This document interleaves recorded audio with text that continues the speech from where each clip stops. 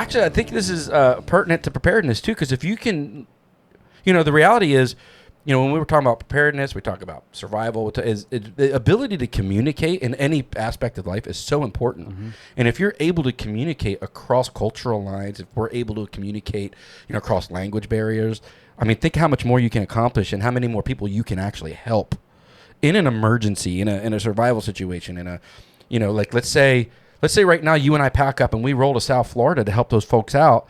You're going to have a better because. There's a bunch of Cubans down there, right? Mm-hmm. And Mexicans and different, but Spanish speaking. They're Spanish speaking.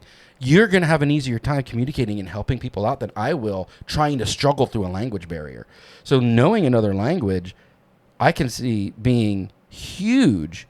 And if we talk about preparedness and survival being a community event and helping people, not just being the lone wolf, lone man, you got a leg up where I don't. And that's kind of reframing our brain, I think, to help people out. Because so many people think that preparedness is just the doomer, paranoid guy who's waiting for the government to collapse. The zombie apocalypse. Which, I mean, I guess there's merit in, prepping for that. But I would much rather prep for an emergency that is a reality. Mm-hmm. And then the same principles apply in case some crazy thing happens. But being able to communicate across cultural barriers, language barriers, gives you a one-up philosophically, just like if I have extra food and water to help people with, right? And so in your regular daily life, do you find that that's true as well? Where if you're just living life, you're like, hold on, I can, let's say there's a guy like me, just some gringo who did barely, and you're like, hold on, I can help you discern what this person needs because I speak the language, I understand the culture a little better than you do, old Josh, and you can be an intermediate, and we can accomplish more. Do you find that happens even here in the States, or am I making something up? Oh, yeah. I want to say that people that speak 2 languages, you get paid more no matter what you do. There you go. That's something I learned. It opens doors that normally aren't open for just someone who speaks one language, and it helps because everywhere I go, I've been the only Spanish speaker for a long time. I told you I used to work public works. Yeah. The police department would call me and pick me up to go translate. No way. And, that's awesome. Everybody would just call me, hey, come do this, come help us. But I think it helped me get my foot in the door. It helps me talk to people. And I always tell people, if you know 2 languages, you're talking to 2 times the people. So you're not talking just to people who understand your language. You're talking to a whole nother world. And anytime you talk to somebody who speaks Spanish, even if they speak English, they will act different.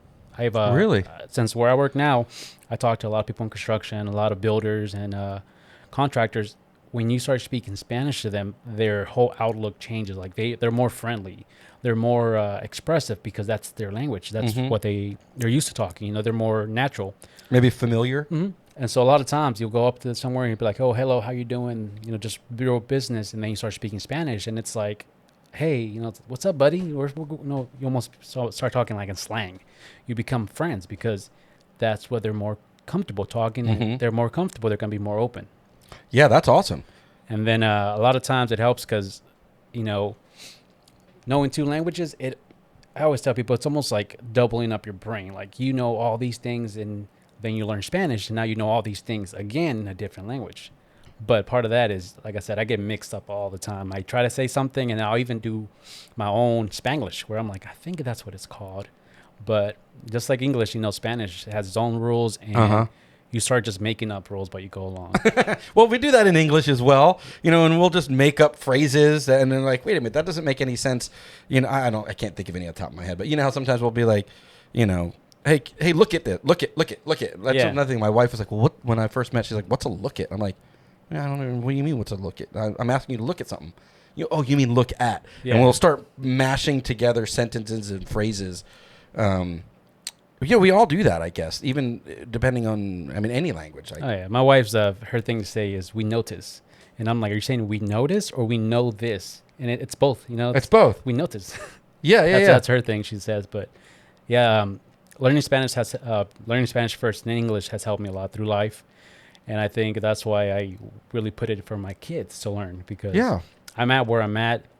I won't say even if I didn't know Spanish, I would be where I'm at, but it's been a lot easier where I'm at. Yeah, that makes sense. That's another reason why we exactly what you said. Why we is part of our homeschool curriculum, as part of our homeschool. What we do is the kids have to learn a second language. Now they use various resources to do that, between like Duolingo, but some of it is just total immersion, where we just hang out with Spanish speaking folks and have them speak Spanish. What is going on, everybody? I want to thank you for watching this clip from the Reasonably Prepared podcast. If you want to listen to the entire thing, you can do that wherever you listen to your podcast, whatever podcast directory you have. And if you want to see the full podcast episode, we put those over on Patreon. So run over there and check that out. As always, don't forget to like, comment, and subscribe. And remember, just because you're prepared doesn't mean you're paranoid.